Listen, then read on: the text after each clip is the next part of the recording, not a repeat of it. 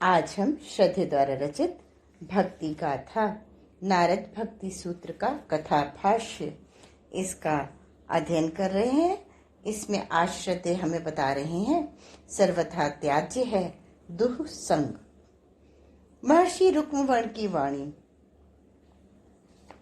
अनुभूति का अमृत निर्झर बन गई, जिसमें सभी के अस्तित्व स्नात हुए, शीतल हुए, शांत हुए।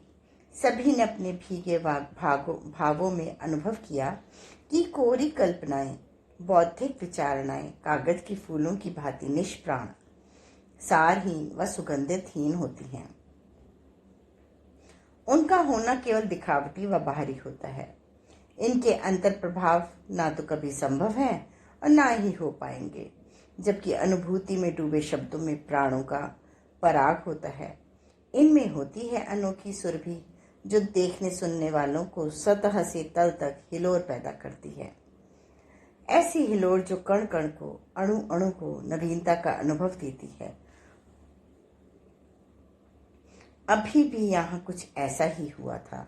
हिमालय की छांव में बैठी हुई ये सभी दैवी विभूतियां महर्षि रुक्मवर्ण का सानिध्य पाकर स्वयं को अहोभाव से संपूरित महसूस कर रही थीं। उन्हें यह स्पष्ट लग रहा था कि भक्त के सानिध्य में भक्ति के नवीन भाव अंकुरित होते हैं। भावों के नए आकाश में श्रद्धा, समर्पण के सूर्य उदय होते हैं। महर्षि देवों और सिद्धों के मन इन क्षणों में कुछ इन्हीं विचार वीथियों से गुजर रहे थे। पुलकन और प्रसन्नता अंतर अस्तित्व में व बाह्य वातावरण में एक साथ अनुभूत हो रही थी। पर महर्षि रुक्मवर्ण अभी भी किसी अनजान स्थिति में खोए हुए थे। यदा कदा उनके मुख पर कुछ ऐसा कौंध जाता, जैसे कि अभी उनके अंतर्भावों में कुछ ऐसा है जो अभिव्यक्त होने के लिए आतुर है।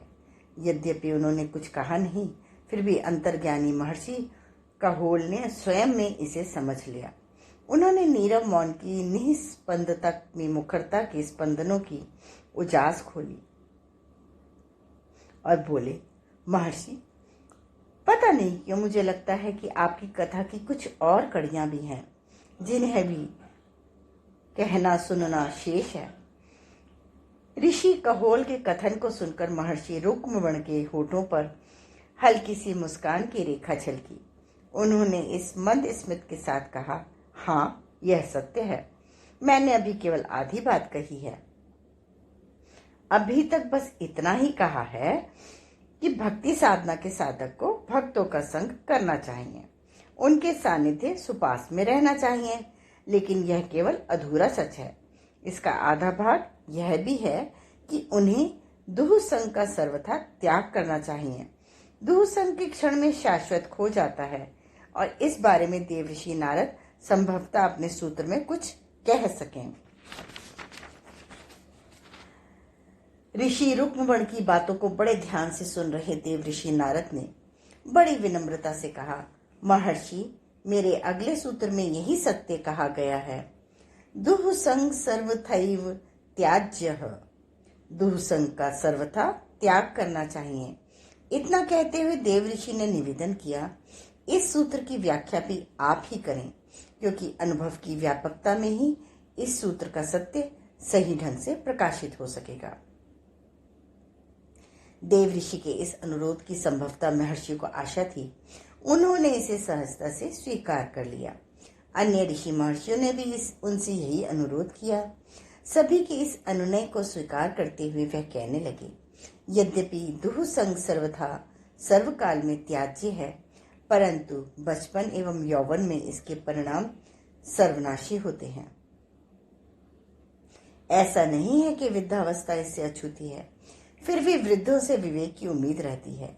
हालांकि अब कली के प्रभाव से वृद्धावस्था भी विवेकहीन होती जा रही है।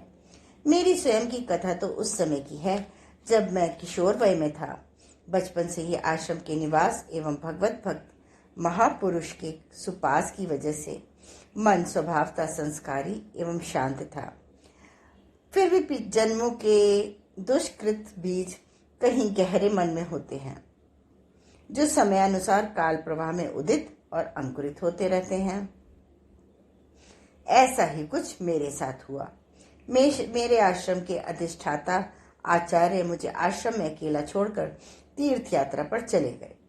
आश्रम के अन्य भक्त एवं शिष्य भी उनके साथ हो लिए। बस मैं अकेला ही रह गया। मैंने अपने पूज्य आचार्य से बहुतेरी विनती की, परंतु उन्होंने मेरी एक भी न मानी। बहुत आग्रह करने पर उन्होंने केवल इतना कहा, कभी कभी जीवन में परीक्षा की घड़ियां आती हैं जिनसे अकेले ही गुजरना पड़ता है। तुम्हारे लिए भी यह समय परीक्षा का है, इसे सफलतापूर्वक उत्तीर्ण करो। इतना कहकर उन्होंने मेरे सिर पर आशीष का हाथ रखा और प्रस्थान कर गए। उनके जाने के कुछ समय बाद एक प्रतिष्ठित व्यवसायी आश्रम में पधारे। उनके साथ उनके संगी साथी भी थे।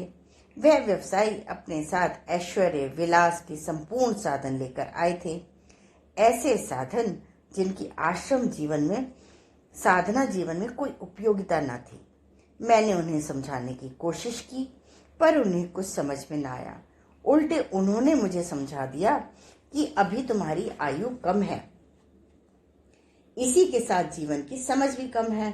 साथ ही उन्होंने यह भी कहा कि इतनी कम आयु में भला यह वैराग्य लेने की क्या तुक है। सांझ के समय उन्होंने मुझको अपने आवासीय शिविर में बुलाया और जीवन की अपनी समझ में समझदारी की बातें समझाई। इतना ही नहीं, बातों में उन्होंने यह भी कह डाला कि उनके ऐश्वर्यशाली परिवार में कोई उत्तराधिकारी नहीं है, बस एक विवाह योग्य कन्या है जिसके लिए वे योग्य वर की तलाश कर रहे हैं। उनकी इन बातों ने मेरे मन में हलचल मचा दी। मन में एक साथ अनेकों हिलोरें उठी। तरंगित मन शांत ना हो सका। प्रातः भी नित्य की भांति प्रभु का नाम संकीर्तन न कर सका। इसी अनमनस्कता में मैंने बाहर विचरण कर रहे एक साधु के प्रभाती के स्वर सुने। हंसा मान सरोवर भूला, सनी पंख में चोंच, हो गए उछले पंख मट मैले, कंकड़ चुनने लगा वही जो मोती चुगता था पहले। क्षण में ऐसा क्या सम्मोहन जो तू अक्षर भूला, कमल नाल से बिछुड़ कांस के सूखे तिनके जोड़े। अवगुंठित कलियों के धोखे, कुंठित शूल बटोरे, पर में ऐसा क्या आकर्षण जो तू परमेश्वर को भूला। नीर क्षीण की दिव्य दृष्टि में अन्य वासना जागी, चंचलता का परम प्रतीक बन गया स्थिरता का अनुरागी। क्षण को अर्पित हुआ साधना का मनवंतर भूला, हंसा मान सरोवर भूला, हंसा तू मान सरोवर भूला। भ्रमण कर रहे साधु के इस प्रभाती गीत ने मुझे झचकोरा तो सही, परंतु संपूर्ण चेत न हो सका। संभवतः दुर्संग के और भी परिणाम आने अभी शेष थे। आज के स्वाध्याय का क्रम यहीं समाप्त होता है। अगले क्रम में श्रद्धेय हमें बताएंगे उबारता है सत्संग। धन्यवाद।